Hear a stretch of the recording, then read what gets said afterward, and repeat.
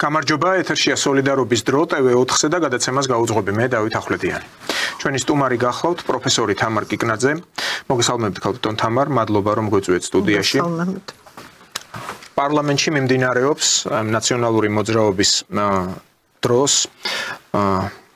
მაშინდელი ხელისუფლების დანაშაულებების, ასე ვთქვათ, გამოძიების კომისიის ხდომა, რამდენიმე დღეა ზედმიწევნით ზედიზედ იბარებენ სააკაშვილის დროინდელ მაღალჩინოსნებს. დღეს ჯერი იყო მამუკა ყურაშვილზე, გუშინ გაერთიანებული შტაბების უფროსი ზაზა გოგავა იკითხებოდა. მანამდე დაბარებულები იყვნენ იმ დროინდელი ხელისუფლების დროს, ასე ვთქვათ, აფილირებული ბიზნესმენები, ახლაც პრინციპში მოღვაწეობენ პოლიტიკაში, მაგრამ ისინი არ გამოცხადდნენ, მათი საქმეები გადაეგზავნა პროკურატურას. აქ საუბარია მამუკა ხაზარაძეზე და ბადრი ჯაფარიძეზე. რაც შეეხება ამ სამხედროთა დაკითხვას, დღეს თეა წულუკიანმა გაახსენა კარალეთთან ის 7 აგვისტოს გაკეთებული განცხადება გენერალ მამუკა ყურაშვილს, სადაც ის აცხადებდა იმ ოპერაციის დაწყებას, რომელიც ითვალისწინებდა საკონსტიტუციო წესრიგის დამყარებას ქვეყანაში. იქ იყო ესეთი პოლემიკა, შემდეგ მოყვა ამას, რომ სააკაშვილმა თქვა, რომ ეს იყო ბრიყული განცხადება ყურაშვილის მხრიდან და თეა წულუკიანმა კითხა მამუკა ყურაშვილს, მიიჩნევს თუ არა თავს ბრიყვად. მან უპასუხა, რომ ეს სააკაშვილს უნდა კითხოთ. ბევრი რომ არ გავაგრძელო ამ დეტალებზე, თქვენ როგორ შეაფასებდით ამ კომისიის მოღვაწეობას? მართალია ახლო დაიწყო, მაგრამ თუ ელოდებით ქმედით შედეგს და როგორ ფიქრობთ, დადგება თუ არა ეს შედეგი, ვინაიდან მოსახლეობის დიდი ნაწილი სწორედ ამ შედეგის მოლოდინშია. ტყუილად ხომ არ დაფუძნდა ეს კომისია და ტყუილად ხომ არ იბარებენ ამ ადამიანებს. მივესალმები ტელემაყურებლებს, მადლობა მოწვევისთვის.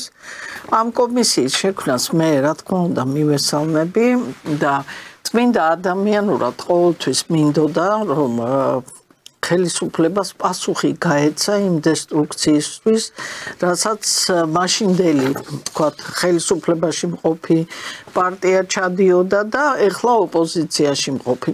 ეს პარტია ნაციონალური მოძრაობის სახით და მისი სატელიტები.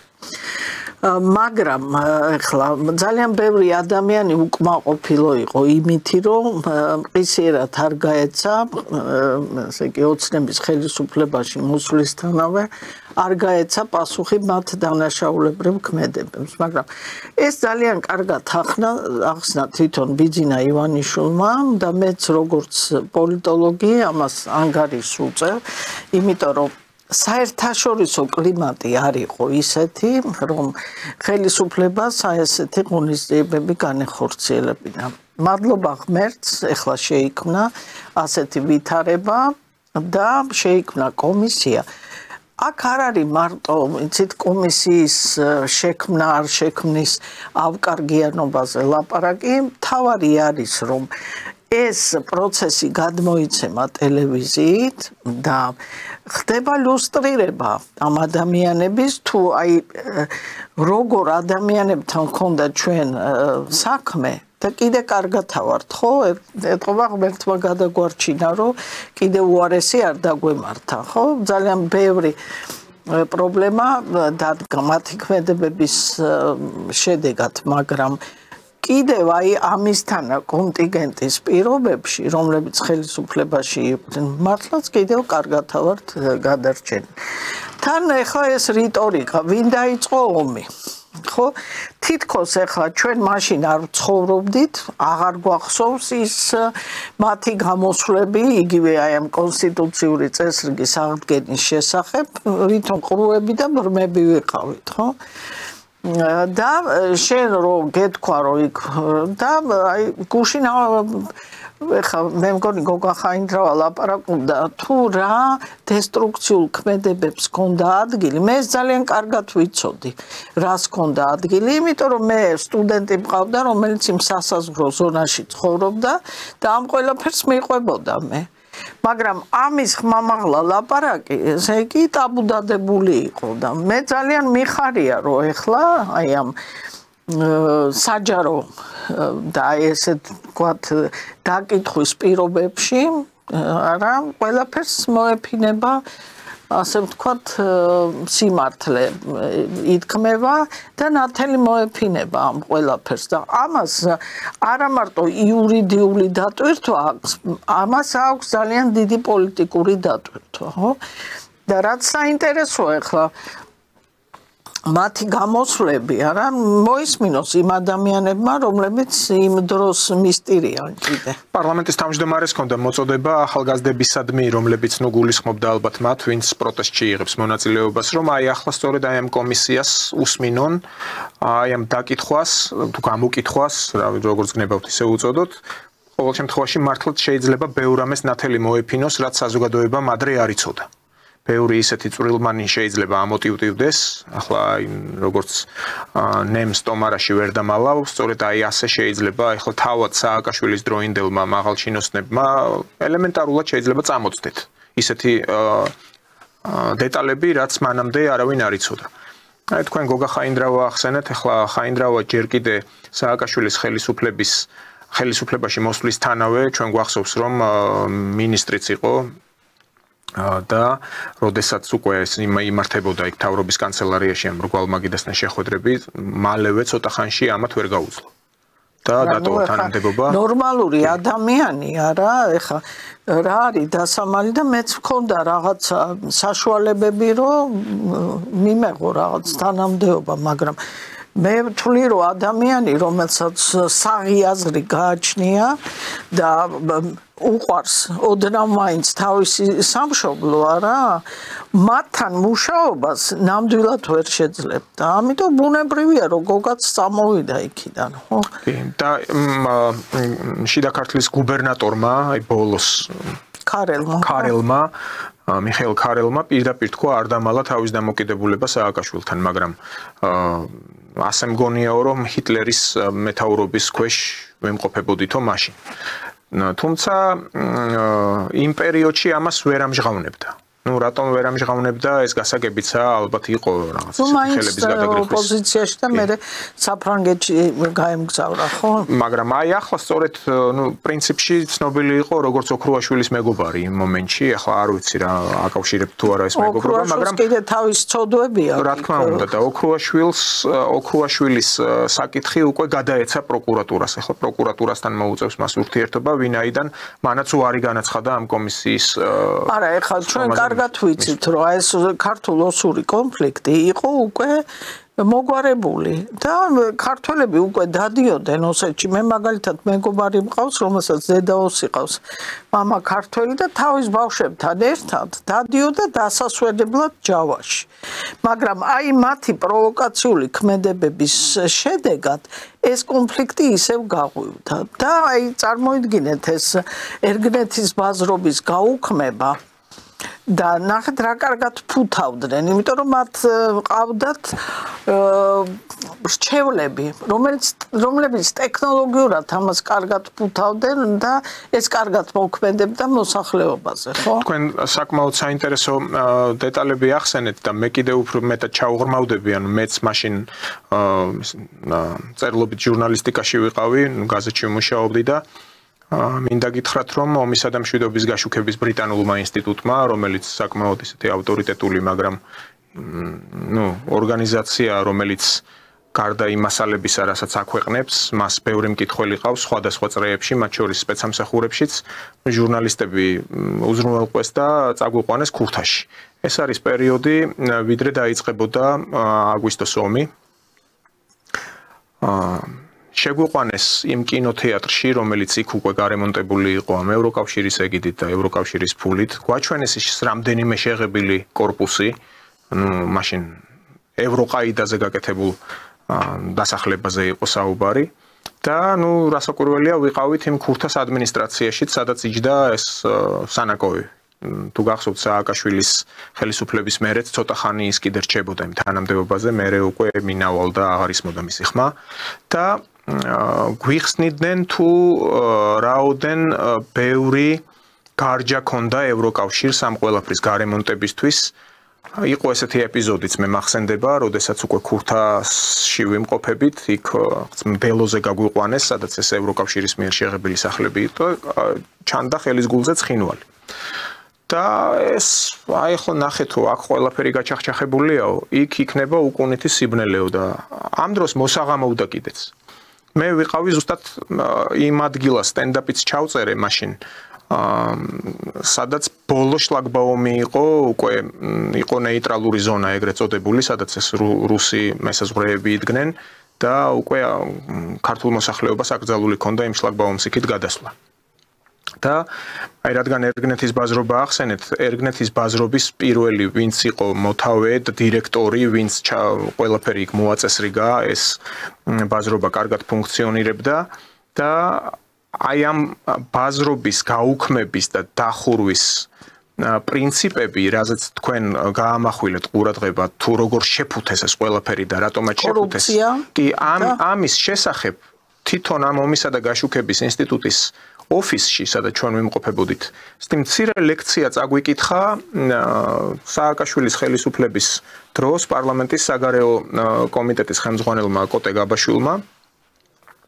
მან თქვა ასეთი რაღაც, რომ იქ შემოდიოდა დიდი რაოდენობით კონტრაფაქტული სპირტი, ადგილზეც იყო სპირტის საწარმოები, ანუ ჭაჭის გამოხდი საქართველოს ჩვეულებრივ ენაზე რო ვთქვათ.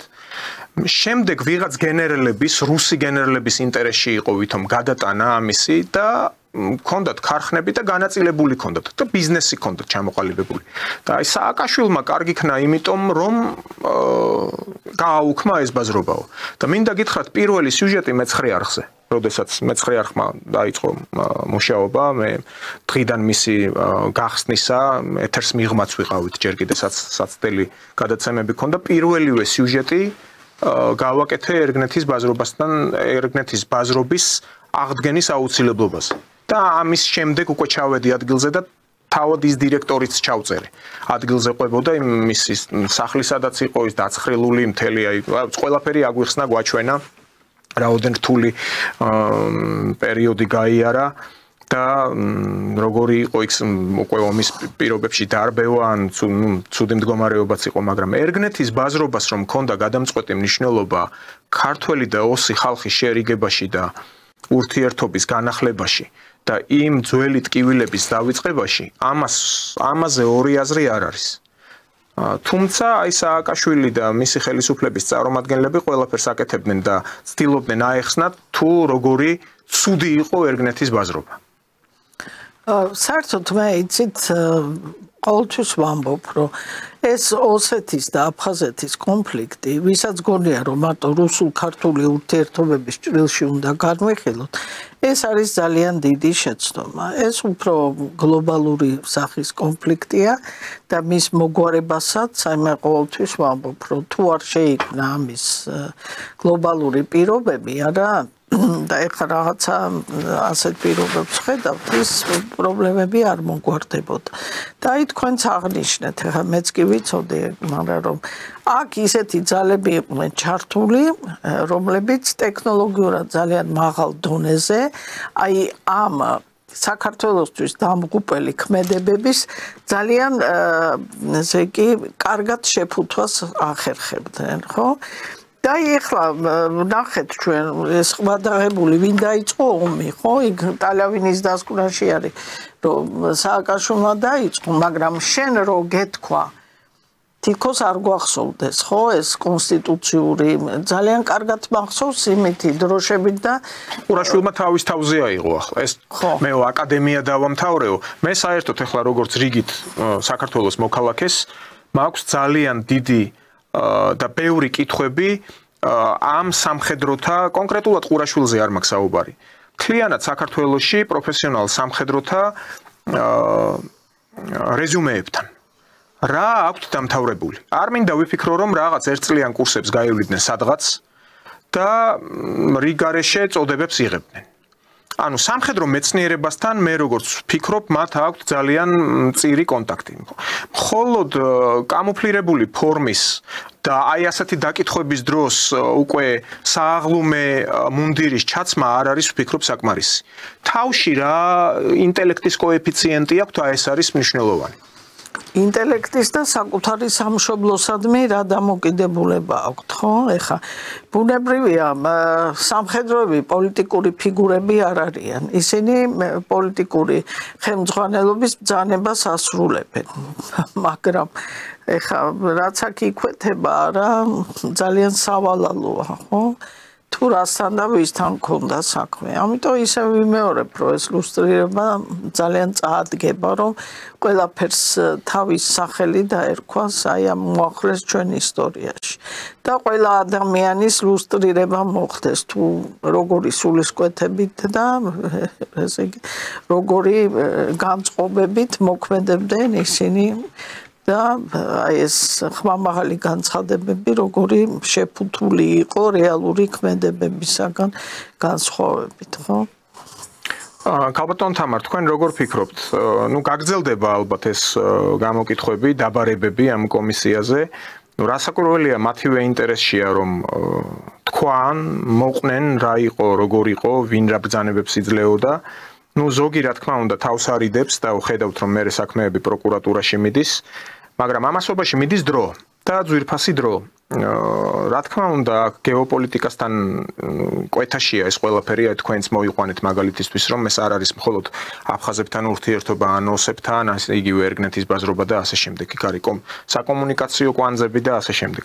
და რა თქმა უნდა, არის დაკავშირებული ყველაფერი აი ამ პოლიტიკურ მოვლენებთან. ყველაზე აქტიურად ამ ბოლო პერიოდში მიდის მინიშნება იმაზე, რომ Deep State განაგრძობს ბრძოლას თავის დამკვიდრებისთვის და პირიქით სათავეში მოქცევისთვის, ასე ვთქვათ, ტრამპის საწინააღმდეგოდ. ასევე ეს ვერტიკალი პოლიტიკური და გლობალური შეიძლება ითქვას, დამოკიდებულია მართლაც ტრამპის მიერ გამარჯვების მოპოვებაზე ამ Deep State-ზე. და აქედან გამომდინარე, თუ ამ კომისიაზე დაკითხული ხალხი და ამ კომისიამ არ დადო საბოლოო შედეგი. ან არ გაუშვა მთელი რიგი თანამდებობის მაშინდელი თანამდებობის პირები ციხეში პირდაპირ თქვათ. როგორ ფიქრობთ, თავად ქართული ოცნებისთვის ხო არ შეიქმნება პრობლემები, ვიცით რა, რომ შტატებში უკვე თავად შიდა ელექტორალური გადაწყვეტილებებით ხდება ხელისუფლების ცვლა. იქნება ეს რესპუბლიკელები თუ დემოკრატები. აი ამ 4 წლის განმავლობაში ტრამპი ხელისუფლებაშია, მას აქვს მოსასწრები აგრეთვე, ბევრი რამ და ქართულ ოცნებას მის ინტერესებში შედის თუ არა, რომ დროულად დაასრულოს აი ამ გამოკითხვების თანახმად და ჩვენ უკვე ვიცით, მამუკა მდინარაძემ, ქართული ოცნების ერთ-ერთმა ლიდერმა თქვა, რომ თუ დადგება საკითხი და აუცილებლად დადგება საკითხი, რომ ანტიკონსტიტუციურად იქნას გამოცხადებული ის ძალა, რომელსაც ეწოდება ნაციონალური მოძრაობა და რომელიც პრინციპში იმყოფებოდა ხელისუფლებაში. ეხლა ჩვენ ყველას განწყობ, ვინც აქეთ მხარეს ავართ, ასე ვთქვათ, ხო? და სახელმწიფო ინტერესების სადარაჯოზე ვართ, ესე იგი ყველას ეს განწყობა გვაქვს და ვიცით ჩვენ მათი ქმედებები რასთან იყო დაკავშირებული, მაგრამ აი ძალიან კარგია რომ ამის ლუსტრირება ხდება და ეს გადმოიცემა ამ ეთერებში ვიმეორებ ისევ, ხო? ეხლა რაც შეეხება დროის ფაქტორს და ამერიკაში მიმდინარე პროცესებს. და ტრამპის შემდგომ ესე იგი გამარჯვება არ გამარჯვებას. მე არაერთხელ მithქვამს, რომ თვითონ ამერიკის შეერთებული შტატები არა უნიკალური ქვეყანაა და პოლიტიკური სისტემაც უნიკალურია. ეხლა რასაც დღეს ჩვენ ვხედავთ, ისე მიმეორებ, ამას მე არ ვამბობ, უბრალოდ მე წაკითხული მაქვს იგივე მაგალითად ჯორჯ ფრიდმანის ესე იგი ნაწერები და მისი აზრი იმის შესახებ, რომ ეს იყო შიდა ელიტის განხეთქილების შედეგი, რაც ამერიკის შეერთებულ შტატებში მოხდა და ძალიან კარგი, რომ ჯანსაღმა ნაწილმა ამ პოლიტიკური ელიტის გაიმარჯვა, რომლის ფრონტმენიც არის დონალდ ტრამპი. და ის ეხლა უნდა ვიცოდეთ არჩევნებიც, ხო? უნიკალური საარჩევნო სისტემაა. ეს არ არის პირდაპირი არჩევნები ამერიკაში, ეს არის ორ დონიანი არჩევნები, ერთი რომელსაც ირჩევს ეს electoral college, ხო, ამომრჩეველთა კოლეგია და მეორე მოსახლეობა. და იქ შემთხვევითი ადამიანი არა, თუ ის გამარჯვებული ელიტის წარმომადგენელი არ არის, ვერ მოხვდება. და ტრამპი და დღევანდელი აი ეს establishment-ი, რომელმაც გაიმარჯვა, ხო, ისინი ვინც დგანან დონალდ ტრამპის უკან. ეს არის ამერიკის პატრიოტი ნაწილი. და მეორე ნაწილი ესენი არიან გლობალისტები, რომლებიც არ დაგიდევენ, მათთვის ეს არის უბრალოდ აი ამ თავისი ფინანსების ბაზირების ადგილი და შეიძლება ხვალ გადაინაცვლონ სხვა ქვეყანაში. მაგრამ ბევრი პარტნიორები ყავთ მათ. რა თქმა უნდა, ევროპაში მაკრონი, აგერ ჩვენ სამეზობლოში პაშინიანი. ეხლა ამასაც თუ დაუბრუნდებით, არა? ეხლა ამერიკის და ევროპის ალიანსი ძალიან კარგად მოგვეხსენება, რომ ევროპა დიდი ხნის განმავლობაში არ იყო ეს ქვეყნები თავის მოქმედებებში თავისუფალი, ხო, იგივე მე შემიძლია მოგიყვანოთ იგივე კანცლერ აქტი გერმანიასთან მიმართებაში, როდესაც ისინი ერთ-ერთი პუნქტი არის იმ კანცლერ აქტის, რომ ვერ ირჩევენ დამოუკიდებლად ამ კანცლერს, ხო, იქ განათლების სისტემა არ შეიძლება კონდეთ დამოუკიდებელი და საგარეო პოლიტიკას ვერ აწარმოებენ დამოუკიდებლად. საფრანგეთი ნახეთ, გავიხსენოთ დეგოლი, რომელიც როდესაც გარდაიცვალა, მას ეთქვეს, რომ გარდაიცვალა უკანასკნელი დიდი ფრანგი. და მისი ასევე პოლიტიკიდან წასვლა რასთან იყო დაკავშირებული? იმასთან იყო დაკავშირებული, რომ ის იცავდა ეგოლიზმი რა არის. ეს არის უშუალოდ საფრანგეთის დიდებაზე და ეროვნულ ინტერესებზე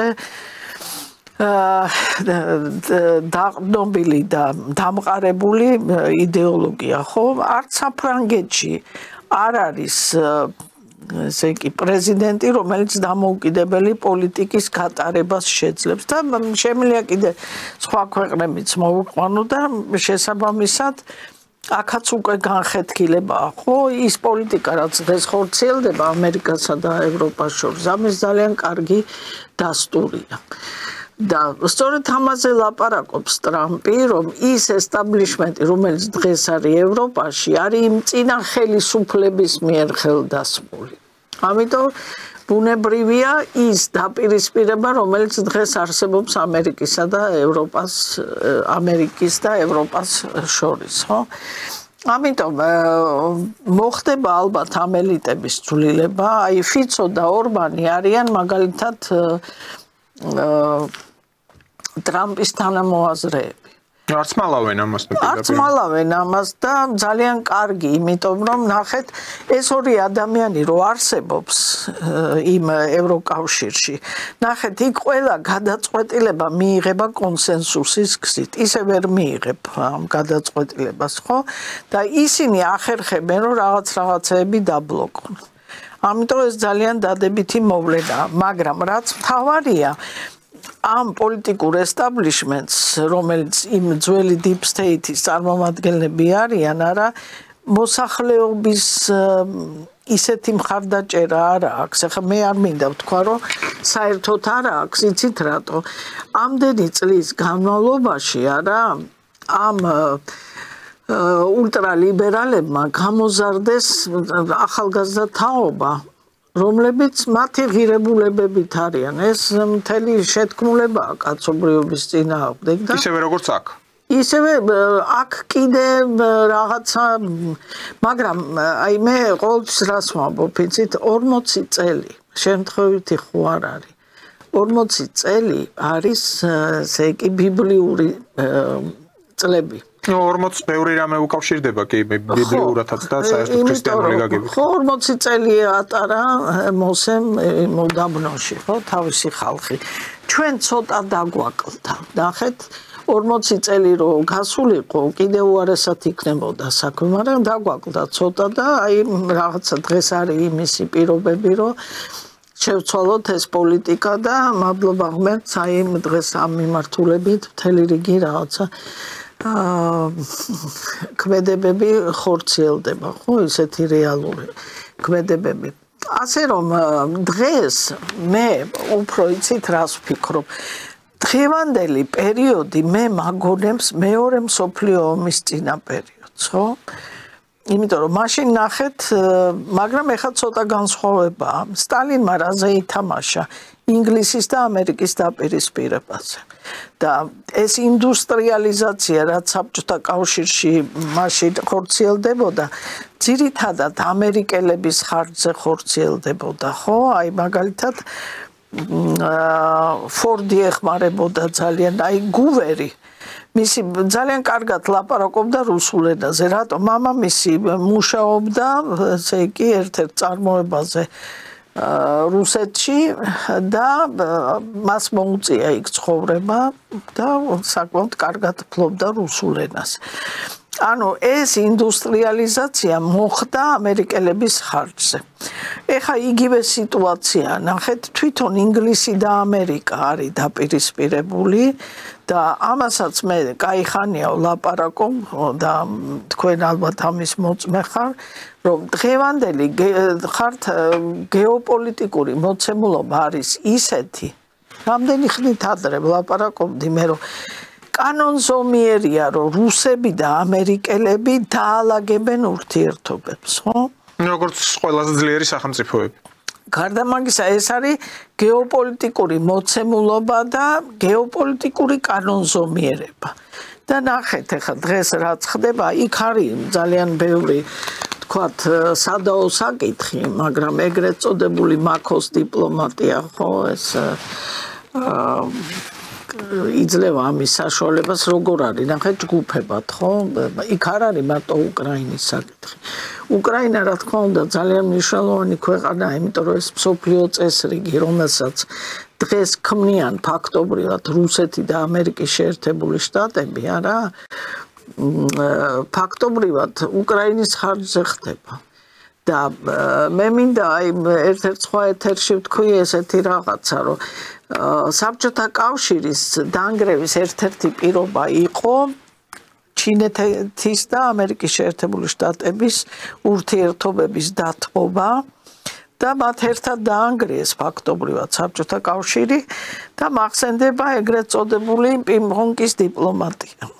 დენ სიაოპინის პერიოდი. დენ სიაოპინი არა მანამდე ჯოელაი ჩავიდა ამერიკაში და შესთავაზა რომ ვიცით რა ჩვენ კი ვართ ეს სოციალისტური ქვეყანა მაგრამ ჩვენ შეიძლება საერთო ინტერესები გქონდეს და სულაც არა ვართ იმ ბანაკში და ჩინელების გულისწყრომა დიდწილად გამოიწვია ესე იგი სტალინის კულტის დაგმობამ და კიდე რაღაცა სხვა პრობლემებმა ხო და მაომ პირდაპირ ხრუშოვს განუცხადა რომ ეს იყო შეცდომა და პრინციპში მეუღებელი იყო და ერთხელ უარიც უთხრა შეხვედრაზე კი ბატონო და სტალინის ახლა რომ განვიხილოთ არა გორში მაგალითად ყველაზე ბევრი მნახველი სტალინის სახლ-მუზეუმის არის ჩინეთი ჩინელები არიან და ჩამოდიან და არა მხოლოდ აქ ავლაბარში ავლაბრის არალეგალურ სტამბა მუზეუმში მოდიან ჩემი თვალით მაქვს ნანახი ორჯერ იდგა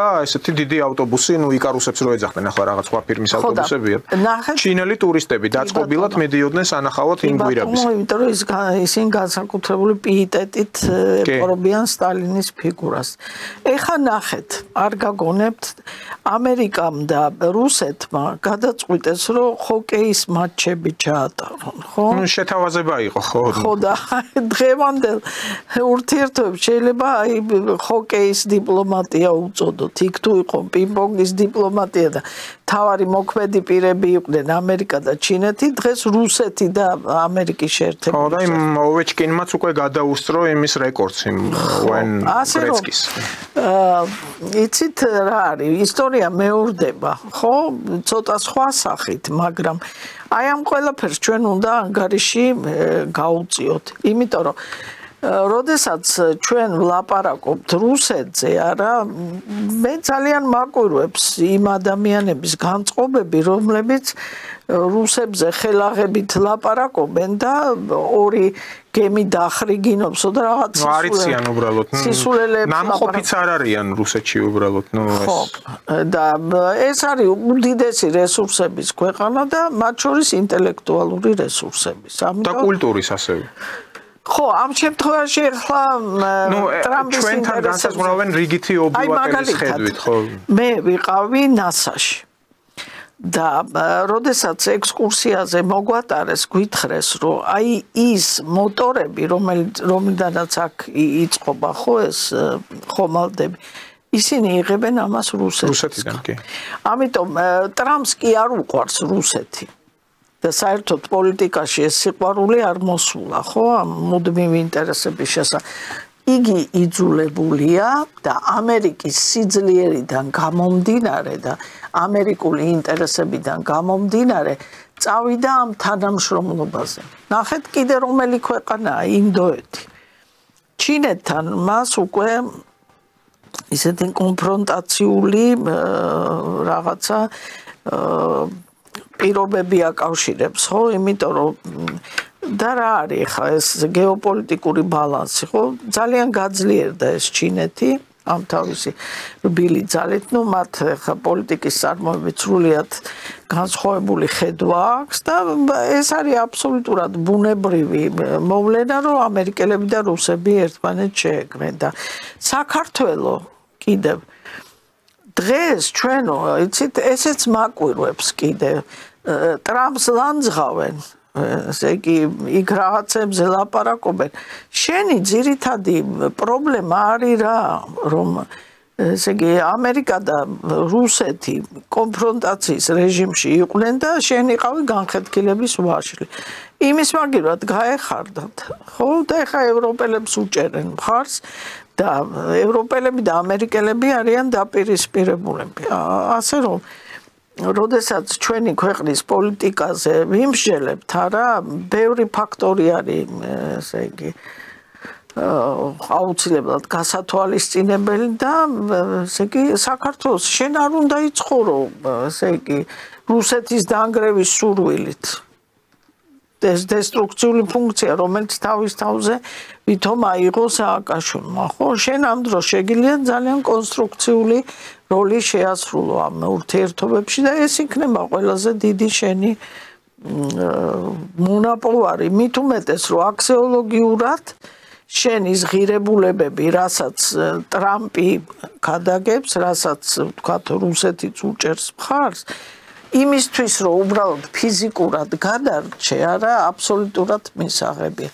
მაგრამ ვეთანხმები ხელისუფლებას ამ შემთხვევაში, რომ ეს ძალები ნამდვილად მტრული ძალებია, მოხდეს მათი ილუსტრირება, ყველაფრისთვის სახელის დარქმევა და ადეკვატური ღონისძიებების ჩატარება. აი, ძალიან კარგია, თუ ესეთ ადამიანებს აეგზალებათ პოლიტიკური მოღვაწეობა, რომ არ განმეორდეს ის უბედურება, რასაც ჩვენ მოვესწარეთ. კი ბატონო. და ქალბატონ თამარ, აქ ნახსენები იყო ასევე ფიცო და ორბანი. ორბანი აკეთებს განცხადებას, რომ ბრიუსელი ემზადება ომისთვის. და ეს როგორც ჩანს, გუშინ და გუშინ წინ ევრონიუსაც უდევს მასალა, პარიზი, ემანუელ მაკრონი მასპინძლობს ამ სურველთა გაერთიანება და არქვეს იმ სურველთა უკრაინის დახმარებისთვის. და ეგ არაერთი ქვეყანაა წარმოდგენილი, ფიქრობენ რითი დაეხმარონ უკრაინას, იქ თანხებზეცაა საუბარი, ეგ შოლცმა დაადასტურა, რომ კიდევ დიდძალ თანხას გადაურიცხავენ უკრაინელებს.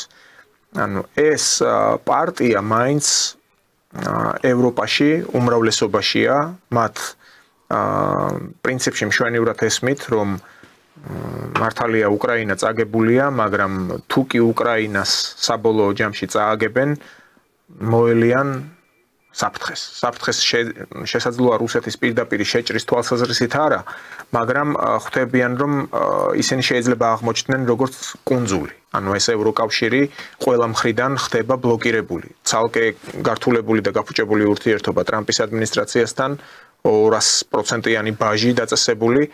აქეთ კიდე პუტინი გამოდის და ამბობს რომ ჩვენ არც ევროპული ფირმები გაგვიგდია რუსეთიდან ისინი თავად გავიდნენ აი ამ ომის დაწყების დროს, ამიტომ ცუდ მდგომარეობაში არიან და ყველანაირად ცდილობენ რომ პრინციპში ჩაერთონ ამ ომში მაკრონმა და სტარმერმა გადაწყვიტეს გაგზავნონ შეერაღებული ძალები, ანუ ნაწილები უბრალოდ იჭერენ თადარიგს, ამბობენ რომ ეს არ იქნება ფრონტის ხაზიო, მაგრამ რუსებს ნათქვამი აქვთ რომ თუ კი დაინახავენ იქ ნატოს წევრი ქვეყნის რომელიმე ფორმირებას პირდაპირ იქნება მიშვერილი ეს თავიანთი სარაკეტო სისტემები, რაც კი აქვთ ყველაფერი. დაწყებული ამ ისკანდერიდან, დამთავრებული ამ ორეშნიკით. ხო, როგორც მე აღვნიშნე, ეს პოლიტიკური ელიტა არის წინა ამერიკული პოლიტიკური ელიტის სატელიტი, ხო და მათ მიერ ხელდასმული ელიტა. ეხა პირობები შეიცვალა, შესაბამისად კონფრონტაცია ამერიკასა და ევროპას შორის. ეხა ვინ არის? აქ არის ძირითადად ინგლისსა და ამერიკას შორის. ეხა მაკრონიც არის ასე ვთქვათ, ნახეთ ჟაკ ატალი. მათი კი პროტეჟე არის თავის დროზე. ბანკში მუშაობდა ამ ანგლოსაქსების ბანკში. აქედან ჩანს, ხო, რომ ის მათი ინტერესების გამტარებელია, მაგრამ მეორე არის რამდენად შეძლებენ ისინი წინააღმდეგობა გაუწიონ ისეთ ქვეყნებს, რომელზედაც იგივე ამერიკას, იგივე რუსეთს, ხო? ნამდვილად არა აქვს და მათი ესე კი ეს საყოველთაო კეთილდღეობა იყო უპირველეს ყოვლისა აი ქოლგაზე, რომელსაც უზრუნველყოფდა შტატები და უნდა გითხრათ, რომ ისინი საწევრო გადასახდელსაც კი ძალიან ცუდად იხდიდნენ, ან არ იხდიდნენ, რაც მათ საშუალებას აძლევდათ, რომ ეს რაღაცა სოციალურ კეთილდღეობაზე მიემართათ ეს თანხები. იაფი ენერგომატარებლები რუსეთიდან არც ერთი აქვთ ახლა, არც მეორე, ხო? იმიტომ რომ რა იქნება ნატოსთან დაკავშირებით ძალიან სკეპტიკური განწყობებია და მე 1000-ჯერ ვამბობ, რომ ევროკავშირი და ნატო ეს იყო წინა მსოფლიო წესრიგის ინსტიტუციები. ეხლა ჩვენ ვხედავთ აი რაღაცა გრანდიოზულ ცვლილებებს, ხო, ისეთი მასშტაბის გლობალურ ცვლილებებს და აი რამდენიმე თვეში ან წელში ჩვენ აბსოლუტურად ახალი მოცემულობა გვექნება. ამიტომ ისინი ჯერჯერობით არიან რეზისტენციის რეჟიმში მათთან და ცდილობენ აი რაღაცნაირად ამ პროცესებს გაუწიონ წინააღმდეგობა. მაგრამ იმის გათვალისწინებით, რამდენი რესურსი შეუძლიათ მათ გაუწიონ ამ რესურსების მობილიზაციას, არა, ნამდვილად მათი საქმე კარგად არ იქნება, მათი წარმატება არ იქნება და შეიძლება ისე განვითარდეს მოვლენები, რომ ჩვენ სრულიად ახალი პოლიტიკური რუკა ვიხილოთ, მათ შორის ევროპაში. ანუ თქვენ ფიქრობთ, რომ შესაძლოა გადადგას რუსეთმა ესეთი სარისკო ნაბიჯი და რომელიმე ქვეყანას, თუნდაც ყველაზე რუსოფობიულს და ანტირუსულად განწყობილს ესეთი სკიპურტი მაინც გაუკეთოს იქნება ეს პოლონეთი თუ ბალტიის. არა მარტო, იცით, დღეს აი ამ დიპლომატიური ურთიერთობების დროს, როდესაც ხო, აი ამერიკა და ესე ეგრეთ წოდებულ მაქოს დიპლომატიას ეწევიან, არა? აქ არა მარტო უკრაინაზე ხდება გარიგება.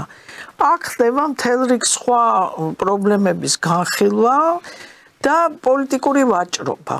რატო ეხა ტრამპი თვითონ ბიზნესმენია და ძალიან კარგად ვაჭრობს, ხო? ის არ არის უბრალო ადამიანი, ის არაორდინარული ადამიანია, სხვადასხვა სფეროში იყო ის წარმატებული, ხო? მათ შორის ბიზნესშიც უპირველეს ყოვლისა. ამიტომ ის ვაჭრობს როგორც ბიზნესმენი და ეხლა ელემენტარული ეს ვაჭრობის პროცესია. და აი როგორ გადანაწილდება ეს ვაჭრობის შედეგად, ამაზე ძალიან ბევრი რამ არის დამოკიდებული. და მათ შორის ევროპის ბედიც, იმიტომ რომ დამოუკიდებელ ევროპას არ აქვს იმის რესურსი, რომ ამისთანაც დიდ სახელმწიფოებს გაუწიოს წინააღმდეგობა. ეხლა თურქეთი, რომელიც რაღაცა პოტენციურად მათ აპირებდა ხო მათთან ალიანსს ევროკავშირს. ნახეთ რა პროცესები ვითარდება.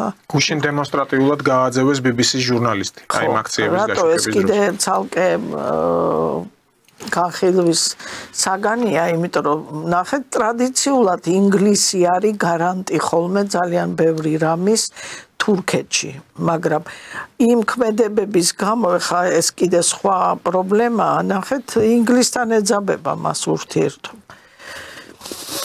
ხო, იგივე როგორ პოზიციას დაიჭერს ჩინეთი, ამას აქვს ძალიან დიდი მნიშვნელობა. ხო, როგორი გადანაწილება მოხდება ამ ძალთა ბალანსის, აი ამაზე არის ძალიან მრავალწილად დამოკიდებული თუ როგორ განვითარდება ეს პროცესები ევროპაში და საერთოდ მთელ მსოფლიოში, მაგრამ საფრთხის შემცველი რო არის, ეს უდაო. კი ბატონო, და ერდოღანის ფაქტორი კვლავ წამოიწია, თქვენ სწორედ ბრძანეთ, ტრამპი იყო პირველი პრეზიდენტობის დროს, რომელმაც აკრძალა ამ F-35-ების მიყიდვა. ერდოღანის ადმინისტრაცია არაერთხელ ითხოვდა ამას, თუმცა დაბიჯითებით ხო S-400-ები რომ შეიძინა, ამაზე საკმაოდ დიდი ხანი მიდიოდა ეს გარჩევები, წინააღმდეგები იყვნენ ამერიკელები. ხო და დღეს აი ისევ ეხლა ტრამპი იძახის, რომ თურქეთი გადასარევი ქვეყანა არისო. კარგი ქვეყანა არის, ერდოღანის კარგი ლიდერი არისო. იმიტომ რომ ახლა უკვე ჭირდება. არა, გარდა მაგისა, აი BBC-ს კორესპონდენტის გაწევება, ეს არის მაჩვენებელი, რომ მისი ტრადიციული ალიანსი ინგლისთან არა დღეს დარღვეულია. კითხვის ნიშნის ქვეშაა. კითხვის ქვეშ არის და მან გარკვეული რაღაცა არჩევანი გააკეთა, ხო? და ან ასეთივე ტიპის განცხადებებს თქვენ წარმოიდგინეთ და რაოდენ ჩემთვის ახლა მაგალითად გასაკვირი იყო გუშინ პუტინმა რუსეთის პრეზიდენტმა ისეთ კონტექსტში მოიხსენია ამ გრენლანდიის საკითხი, რომ არც მწვადი დაწვა არ ჩამფური, ვერ ვიტყვი რომ მას უხარია ამერიკის შეერთებული შტატების ან ტრამპის პრეტენზიები გრენლანდიაზე, თუმცა ისე თქვა რომ ეს ამერიკაში ძალიან დიდი ხანია განიხილება გრენლანდიის მიერთების თემა და ძალიან მშვიდად გაწონასწორებულად პრინციპში ასე ვთქვათ კოჭიც გაუგორა ამერიკელებს ამ კუთხით.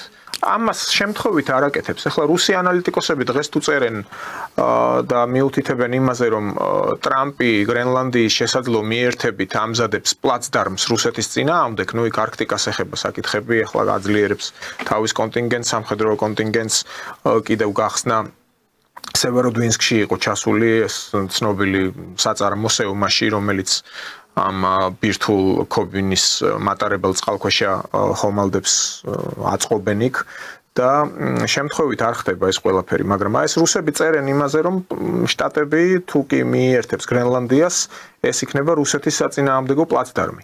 მაგრამ პუტინი ნახეთ როგორი ეშმაკური პოლიტიკა აქვს. ეს ასეც რო იყოს გარკვეული დროის შემდეგ და ეს გრენლანდია იყოს რუსეთის პლაცდარმი. აქიდანვე კოჭს უგორებს, რომ კი წაიღეთ ეს გრენლანდია, აი ასეთი შთაბეჭდილება რჩება. ჩვენ არ ვიცით რა ვაჭრობა მიმდინარეობს და რის საფასურად არის ეს. შესაძლოა აი ყირიმის საფასურად, იმიტომ რომ გაჟონა ასეთმა ინფორმაციამ, რომ განიხილავენ. არა, ყირიმი ისედაც აღიარეს ვოლცი იყო მე მგონი, რომელმაც თქვა. ხო, შეიძლება განვიხილოთ რუსეთის შემადგენლობაში. იმიტომ რომ ესო რეფერენდუმი ჩატარდაო იქ ხალხმაო ნება გამო არა მარტო ყირიმზე. უკვე იმ 4 რეგიონზეა და იქო რუსებით არისო ეს დასახლებულიო და ხალხმა თავისი ნება გამოხატაო, ხო? ამიტომ ეს არ არისო მთლად რაღაცა რეზონს მოკლებული პროცესიო, ხო? ამიტომ ჩვენ აი უნდა დაველოდოთ ახლა ეს ცოტა რთული პროცესია, იმიტომ რომ ბევრი რამე არის იქ შესათანხმებელი და ალბათ რაღაცა გარიგებებზე მიდიან ისეთი. ჩვენ შეიძლება ვივარაუდოთ აი ამ რაღაცა განცხადებების საფუძველზე ის განწყობები, რომლებიც ამ ორ ლიდერს აქვს, ხო, ერთმანეთის მიმართ და ეს საინტერესო პროცესია ძალიან. კი ბატონო, ხო, ნუ კიდე რა შეიძლება ითქვას ახლა თავარია ჩვენი გამოკვეთილი პოზიცია ხელისუფლება ქართული ოცნების ლიდერები არ მალავენ ამბობენ რომ ჩვენ სიმპათიით ვართ განწყობილი ტრამპის პერსონის მიმართო სურს რომ ტრამპმა მოახერხოს და დაამარცხოს deep state-ი, მაგრამ ისინი ახლა პრინციპში აენ თუნდაც ეს კომისია, რაც მიმდინარეობს საპარლამენტო კომისია, სააკაშვილის ნაციონალური მოძრაობის პერიოდის შემსწავლელი კომისია, ასე ვთქვათ, ისიც აქ კავკასიაში რეგიონში ებრძვის deep states. მეორეს მხრივ, სომხეთის პრემიერ-მინისტრი პაშინიანი აქვეყნებს რუკას და მე მისი მხარდამჭერები წერენ, რომ იცით რა, ეს პაშინიანის მიერ გამოქვეყნებული რუკა არ არის, ეს აფხაზეთის და ოსეთის გარეშე საქართველოს რუკა, ოღონდ მიერთებულია სომხეთი აგრეთვე ამ ყარაბაღის გარეშე. ეს მოვკითხეთ Starlinks-ო, რომელიც არის მასკის კომპანია. იქიდან აქვსო წამოღებულიო. და თუ აი ამ ჯო ვილსონსაც მოვისმენთ ხშირად და პრინციპში ისეთ განცხადებებს აკეთებს, რაც ეწინააღმდეგება და ვიცით რომ ის რესპუბლიკელია, ანუ ტრამპის გუნდიდან არის. დაახლოებით ისეთ განცხადებებს აკეთებს, როგორცაც თუნდაც სხვა ამ deep state-ის გულშემატკივარი სენატორები იქნებიან თუ კონგრესმენები. ჯინ შახინი და ასე შემდეგ. არა, ხა ჯო ვილსონი კი არის რესპუბლიკელი, მაგრამ ხა ვინც იცის მათი პოლიტიკის წარმოების ხასიათი, არა ლობიზმი, ჩვეულებრივი, რომ რაღაცა თანხის საპასუხოდ მან შეიძლება ისეთი განცხადება გააკეთოს, რომელიც არ ჯდებოდეს მაგალითად მისი პარტიის ინტერესებში. და ის დაკავშირებული არის იგივე ჩვენ ოპოზიციასთან და ჩვეულებრივად ეწევა მათი ინტერესების ლობიზმს, ხო? ამიტომ ეს არ არის მაჩვენებელი. გარდა მაგისა, ძალიან რთული პროცესებია. და არავის არ უნდა გაუკვირდეს, რომ აქ ბევრი დეზინფორმაცია იქნება. ის კი არა, მასკის ამ ტესლას მანქანებს ნახეთ, რას უკეთებენ და როგორ შემცირდა მისი შემოსავალი, ხო? კაპიტალი მისი. ასე რომ ეს ძალიან მტკივნეული პროცესებია. და კიდევ უფრო მტკივნეული იქნება, იმიტომ რომ ეხლა რაც შეეხება ჩვენ თანხwebdrას, ხო, ტრამპის პოლიტიკასთან, ეს ხო არ არის რაღაცა უბრალოდ გაცხადებული ის, იმიტომ რომ ის ამერიკის შეერთებული შტატების პრეზიდენტია. აი ეს აქსიოლოგიური ღირებულებითი მომენტები დღეს რო აიღოთ თქვენ, არა დაპირისპირება როგორ ჭრილშია ნახეთ, იქ კი აღარ არის რაღაც ტერიტორიები, ვთქვათ, ეკონომიკური, რა თქმა უნდა ესეც არის, მაგრამ წინა პლანზე წამოწეული არის აი ეს აქსიოლოგიური მომენტები, ხო? იმიტომ რომ ის, რასაც წინა ელიტას თავაზობს კაცობრიობას, ეს არის კაცობრიობის დაღუპვა. ამიტომ ეს გვერდისნებაც არის, რომ იქ ტრამპი მოვიდა ხელისუფლებაში და აი ესეთი ღირებულებითი სისტემა ახასიათებს, ხო? განათლების ნახეთ, აი ძალიან კარგი მივედით იქამდე, რომ განათლების სისტემას სამინისტრო გააუქმა და გადასცა ესე იგი შტატებს, ხო, ეს პრეროგატივა. რატო? იმიტომ რომ რა თქვა, ჩვენ ყველაზე ბევრ ფულს ვხარჯავთ განათლებაში და ყველაზე უფრო გაუნათლებელი თაობა გვყავს, ხო, ახალგაზრდების. აი ეს პრობლემა ჩვენთვისაც ხო არის დამახასიათებელი, ხო? აი თქვათ იმ აკრედიტაციის საბჭოში რომ მიხვალ, სილაბუსები, პროგრამები, საშინელება იმის დაწერა, ეხლა მე დამიწერია ბევრი პროგრამა და იქ ყველაფერი კარგი წერია. მაგრამ ხა მე გარდა იმისა, რომ განათლების სფეროში მუშაობ, მე ვარ აგრეთვე პოლიტოლოგი და ცოტა სხვა მხრივ უყურებ ამ ყველაფერს. ნახეთ, იმდენად დეტალიზებულია ეს სწავლა ჩვენთან, აი თუ პარალელს გავავლებთ, რომ ასეთი დეტალიზებული, ესე იგი, მექანიზმების პირობებში არავითარ შემთხვევაში არ შეიძლება რომ სწავლა იყოს მაღალი ხარისხის, იმიტომ რომ ამ პროფესორს გაცილებით მეტი დროის დახარჯვა უწევს აი რაღაცა სილაბუსის ტექნიკურად გაფორმებაში და აი ამ პროცესის, აი ამ ბოლონიის შესაბამისი რაღაცა განხორციელებაში, ხო, რომ შესაბამისობაში იყო, თორემ არ მოგცემენ ელემენტარულად აკრედიტაციას, შენს გეტყვიან, რომ არ ვარ გიხართ როგორც პროფესორი. ამაში ძალიან დიდი ესე იგი აზრი არის ჩადებული, ისევე როგორც აი თქვათ იმ ერგნეთის ბაზრობაზე, ამიტომ ყველა ქმედებაში, რომელსაც ისინი გვთავაზობს, ჩვენ უნდა სიღრმისეული ანალიზი გავუკეთოთ. ნახეთ, ერთ მაგალითს მოგიყვანთ, როდესაც საბჭოთა კავშირმა ეგრეთ წოდებული კემბრიჯის ხუთეული შეაგზავნა Mi-6-ში და უნდა მისი მუშაობის პარალიზება როგორ აკეთებდნენ ისინი, პირდაპირ კი არ აკეთებდნენ რაღაც ქმედ. მათი ქმედით უნარიანობა რომ შეემცირებინათ, არა ბიუროკრატიული მექანიზმები გაზარდეს. რაც თავისთავად გულისხმობდა Mi-6-ის მუშაობის ეფექტურობის შემცირებას. და იგივე არის ამ განათლების სისტემაში. ხო, იგივე ამ ბოლონიის პროცესში. აი ეს ბიუროკრატიული მექანიზმების გაზრდა ავტომატურად იწვევს, ესე იგი განათლების ხარისხის შემცირებას და ვინც ამას გეგმავდა, ძალიან კარგად იცოდა, რას აკეთებდა, ხო? ნუ იქ ხა ძალიან კარგია ვთქვათ ეს მობილობა, რომ შენ შეგიძლია წახვიდე, წამოხვიდე, იმიტომ რომ მოგზაურობა და სხვა ქვეყანაში წასვლა განათლების ერთ-ერთ ძალიან მნიშვნელოვან ელემენტს წარმოადგენს, იმიტომ რომ შენ თვალსაჩინო იზრდება, ხო? მაგრამ ეს ყველაფერი არის ძალიან ესე იგი თეორიულად და პრაქტიკულად კარგად გააზრებული. და შედეგიც მივიღეთ ახლა. და აი ტრამპი ამას ებრძვის იქაც, რომ უნდა იყოს განათლებული, აი ჯერ ესეთი იუვენალური ეს სამართალი. სხვათა შორის მე ვიყავი ამერიკის შეერთებულ შტატებში და იქ შევხვდი ყოფილი ჩემი სტუდენტი იყო, რომელიც სკოლაში ასწავლიდა და მიზიარებდა თავის ძალიან ისეთ გულისწყრობამს იმის შესახებ, რომ ფაქტობრივადო მე მათ ვერაფერს ვერ ვასწავლი, იმიტომ რომ აი ეს ბავშვის უფლებები, ამაზეც უნდა ვიმსჯელოთ აუცილებლად ჩვენ, რომ ბავშვის სად იწყება და სად თავდება? ხო, და აი შეფუთული, როგორც ის ერგნეთის ბაზრობა შეფუთეს, არა, აი ბავშვის უფლებებზე გელაპარაკებიან. და როგორ შეიძლება, რომ მშობელზე უკეთესი უნდოდეს თავისი ბავშვისთვის ვინმეს, ხო? მაგრამ როგორც შენ გაუჯავდები, ვთქვათ, რომ ხო, ეს არის ბავშვის უფლებების დარღვევა. დარღვევა და ბავშვი ეგრევე რეკავს იმაში და შეიძლება დაგიჭირონ შენ, ხო? და იყო ესეთი ფაქტები არაერთი.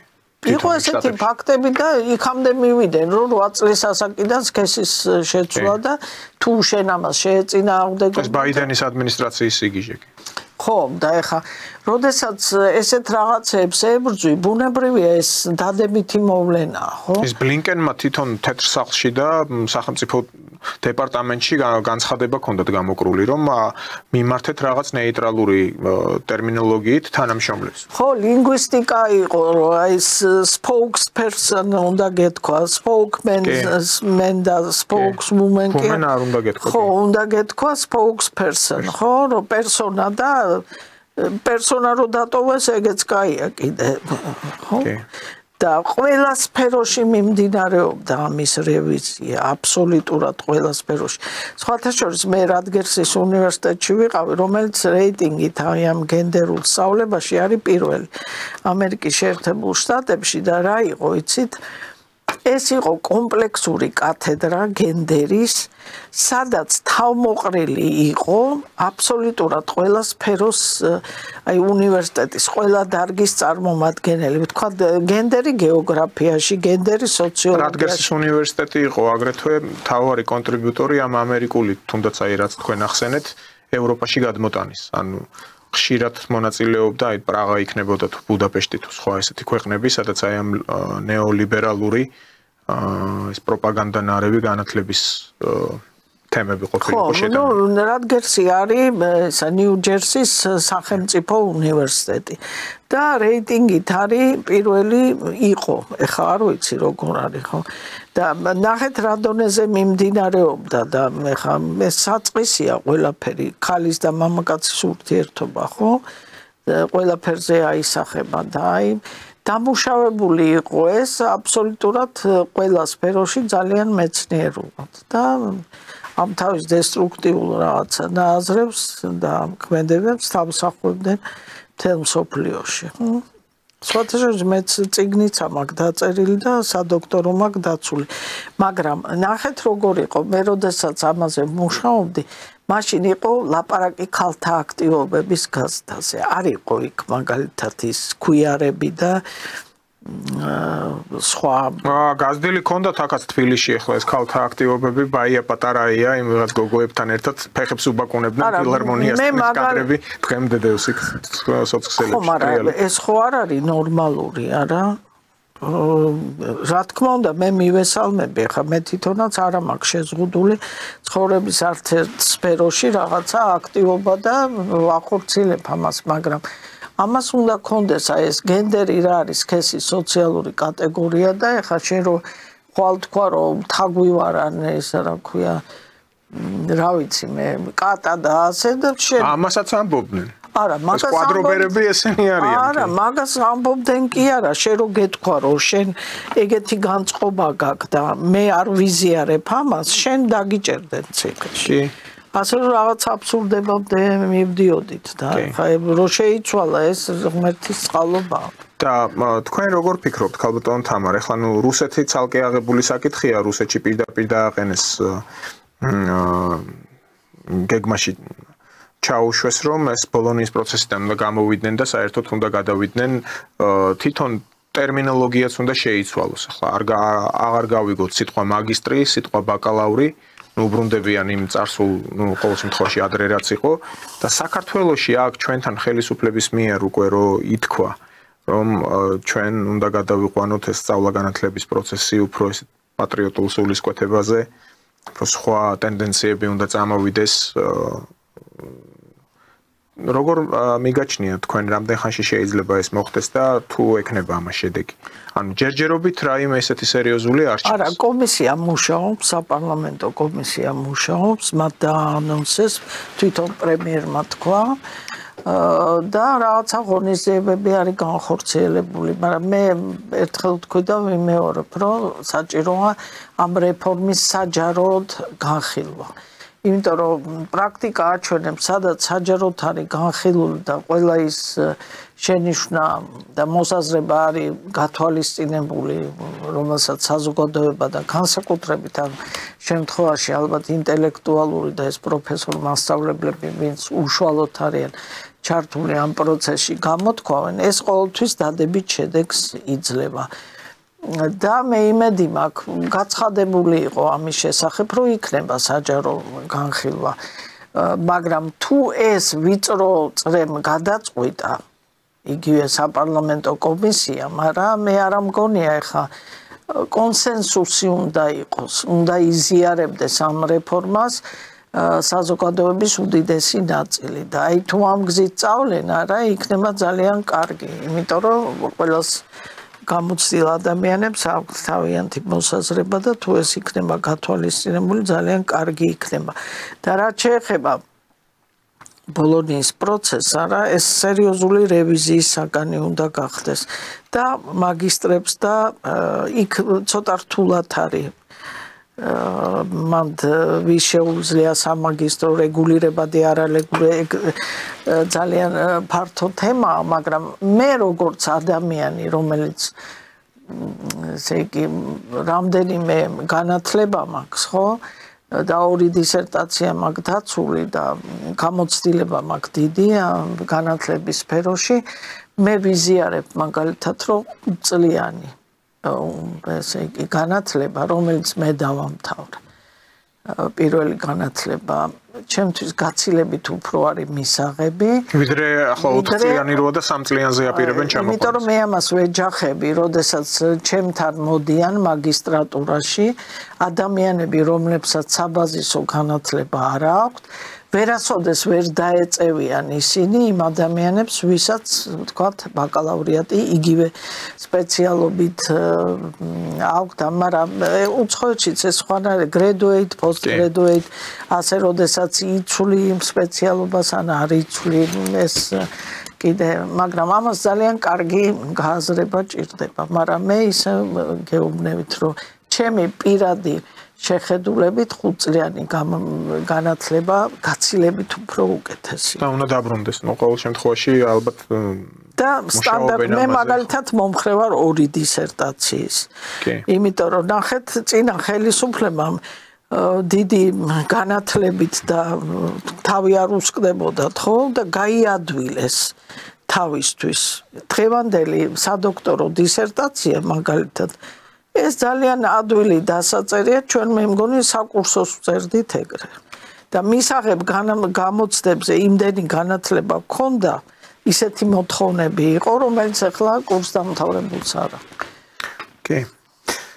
დიდი მადლობა ქალბატონ თამარ ეთერში სტუმრობისთვის, საინტერესო საუბრისთვის. მე ტელემაყურებელს შევახსენებ, ჩვენი სტუმარი გახდათ პროფესორი თამარ კიკნაძე. მე დაგემშვიდობებით უკვე ორ შაბათამდე.